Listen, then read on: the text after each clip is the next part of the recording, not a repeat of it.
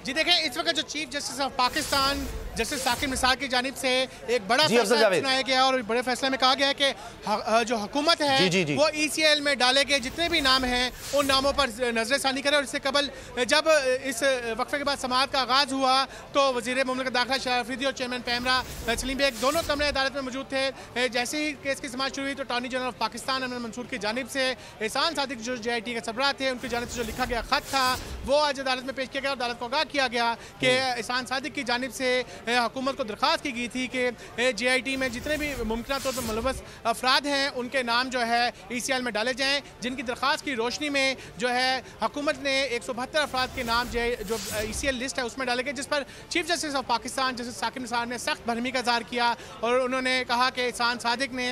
उनके हदायत को जो है गलत शक्ल दी और अदालत ने कभी भी नहीं कहा था कि जितने भी मुलव्वस अफराद हैं उनके नाम जो है ECL में डाले जाएँ। और chief justice of Pakistan Saqib Nisar ने अपने रिमार्क्स में ये भी कहा कि किसी सूरत जो है सिंध में गवर्नर राज जो है वो नहीं लगने देंगे। एक बड़े रिमार्क्स दिए गए हैं कि किसी भी सूरत सिंध में गवर्नर राज नहीं लगने दिया जाएगा। साथ साथ उन्होंने हुकूमत को ये भी अहकाम जारी किए हैं कि वो हुकूमत ECL में डाले गए अफराद के हवाले से जो फैसला किया गया है अपने उस फैसले पर नज़र षानी करे। जी।